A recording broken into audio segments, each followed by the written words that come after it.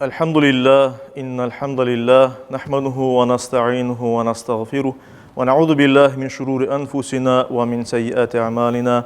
Men yehdihillahu fela mudille leh ve men yudlil fela hadiye leh.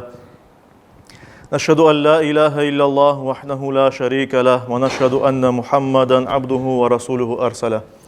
Ya eyyühellezine amenu ittaqullaha hakka tukatih ve la temutunne illa ve entum muslimun. أيها الناس اتقوا ربكم الذي خلقكم من نفس واحدة وخلق منها زوجها وبث منهما رجالا كثيرا ونساء يا أيها الذين آمنوا اتقوا الله وقولوا قولا سديدا يصلح لكم أعمالكم ويغفر لكم ذنوبكم ومن يطع الله ورسوله فقد فاز فوزا عظيما أيها الناس قال الله تبارك وتعالى في كتابه الكريم أعوذ بالله من الشيطان الرجيم بسم الله الرحمن الرحيم قد أفلح المؤمنون الذين هم في صلاتهم خاشعون صدق الله ربنا الأعلى.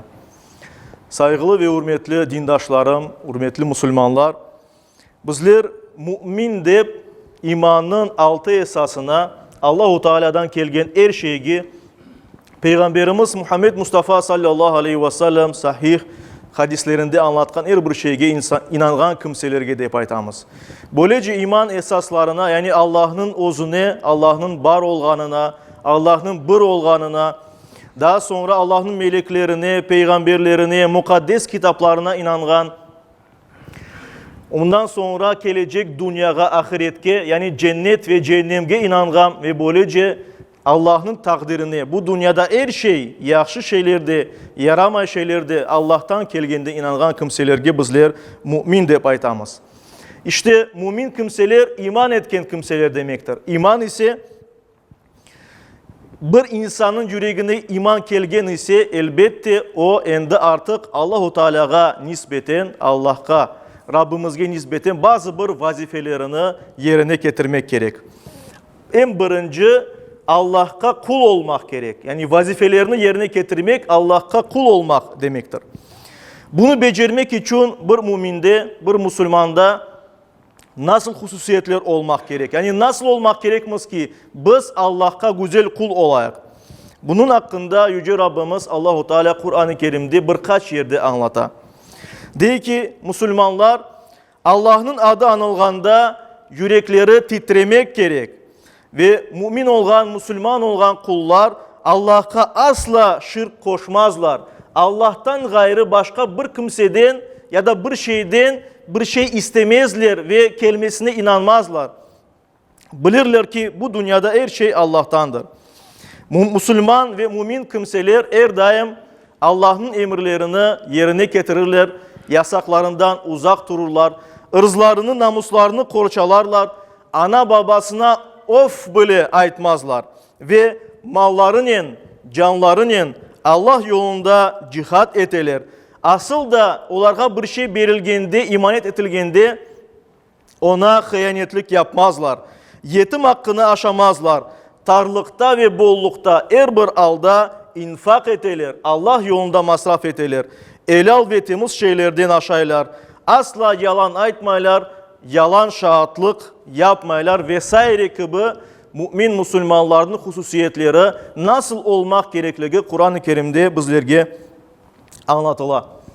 Demek ki Müslümanlar Allah'a nispeten özünün mesuliyetlerini, vazifelerini bilgen bir kimse ve bu vazifelerini yerine getirgen kimselerdir. Ve Allah'a kulluk yapkanda, bir ibadet yapkanda mecbur olganları için değil de bunu seve seve yapkan kimselerdir. Mümin kimseler ibadetlerini yapkanda bu meselede devamlı olalar. Yani her daim namazlarını, niyazlarını, orazalarını, her türlü ibadetlerini devamlı şekilde yaparlar. Allah-u Teala bizge buyurgan üzere. Hamd ve sena yaparlar. Secdelerle özünün teslimiyetlerini gösterirler. Ve yaxşılıkka böyle güzel yollar gösterirler. Özleri yaxşılık yaparlar. Hem de başka insanlara yaxşılıkның yollarını gösterirler. Misal olalar. Bir de yamanlıkka keder eteler. özleri yamanlık yapmamağa tırışalar. Bir de başka bir kimsenin yamanlık yapkanını, yaramay şeyler yapkanı görgende bunu toktatalar. İşte mümin Müslüman kimseler Allah'ın koygan şariatını, koygan sınırlarını gözetken kimselerdir. Onlar onun arzularını, isteklerini değil, Allah'ın buyruklarına, Allah'ın bizge bildirgenlerine boysunalar. Peygamberimiz sallallahu aleyhi ve sellem'in yolunu tutalar. Sünnetke uygun olarak hareket eteler ve bütün şüpheli şeylerden uzak olmağa tırışalar. Allah-u Teala'nın göstergen buna bu yolda olmak, Peygamberimiz sallallahu aleyhi ve sellem göstergen bu yolda olmak, bizim hem bu dünyada hem gelecek dünyada çastlı, bahtlı, saadetli olmamız için gerektir elbet. Çünkü dinin zaten manası budur.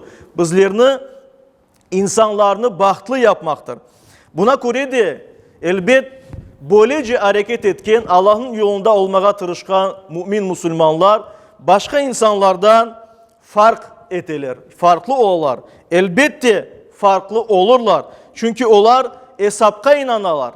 Her bir mümin Müslüman hesapka inana ki ölümden sonra Allah katında hesap verecek. Bu dünyada yapkan iyilikleri, bu dünyada yapkan yamanlıkları hepsi karşısına çıkacak ve insan bunların hakkında elbette hesabını verecektir. Ve ona göre de mümin Müslümanlar farklı hareket eteler. Sözlerini ve hareketlerini son derece dikkatli olalar, ciddi olalar ve işançlı insanlar olarak yaşaylar. Ve buna göre ağızlarından yalan gibi türlü olmayacak laflar, o şekilde vesaire boş laflar çıkmay. Mümin kimseler ya hayırlı bir şeyler ayta ya da indemeyler, susalar. Ve hakiki mümin olmak, Müslüman olmak, bu işte yolda olmak Allah'ın razılığını alıp bargan ve nihayetinde cennetke alıp bargan bir yoldur. İşte buna göre de her bir mümin Müslüman onun aşaması, içmesi, giyinmesi, kazanması ve masrafları bile başka insanlardan, başka dindeki olan insanlardan farklı olması gerek ve farklı olmalıdır saygılı cemaat. Bir Müslüman onun hayatına helal prizmasından bakmak gerek. Yani kazanganı ve masrafları helal olmak gerek. Ve kazanayım da nasıl olsa olsun degen düşünce Müslümanlarda, müminlerde asla da olması mümkün değildir. Müslümanlık arzu ve isteklerimizge göre değil, Allah'ın istediği şekilde yaşamak mümkündür ve olur. Kur'an-ı Kerim'de Mü'minun suresinde, şu surenin başında nasıl gerçek müminler, Müslümanlar hakkında, Allah'ın kulları hakkında Yüce Rabbimiz böyle buyura. Mümin kimseler, Allah'a iman etken, dinini kutken kimseler kesin olarak kurtuluşa eriştiler. Çünkü onlar namazlarında huşu, korku, hürmet ve itaat içindeler. Onlar boş ve faydasız söz ve hareketlerden yüz çevirirler. Onlar zekatını verirler. Onlar emanetlerini ve bergen sözlerine riayet eteler. Onlar namazlarını korçalaylar. Yani namazlarını kaçırmayıp onlarını vaktinde kılalar. İşte bunlar varis olacaklar. Yani mirasçı olacaklar. Firdevs cennetine varis olacaklar. Yani cennetke varacaklar. Onlar anda ebedi kalacaklar diye buyura Allah-u Teala Kur'an-ı Kerim'in şu suresinde, Mü'minun suresinde. İşte saygılı cemaat-i Müslümin, bizler hepimiz özümüzge men Müslümanım, men müminim, iman etken kimsem deyip aytkandan son bunun hakkını vermek gerekmez. Yani Allah'a iman etkenden son aysa bir Müslümanğa, bir müminge yaraşır şekilde yaşamaya tırışmak gerekmez ve bunu yakınlarımızga da aşılamak gerekmez. Allah-u Teala cümlemizge mümin Müslüman olarak yaşamaya, mümin Müslüman olarak son nefesimizni vermeye nasip eylesin. Amin.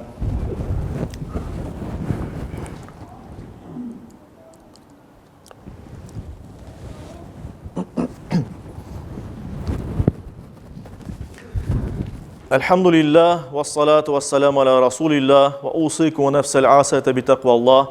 İnnallah ve melaiketehu yusallun alen nebi. يا أيها الذين آمنوا صلوا عليه وسلموا تسليما. اللهم صل وسلم.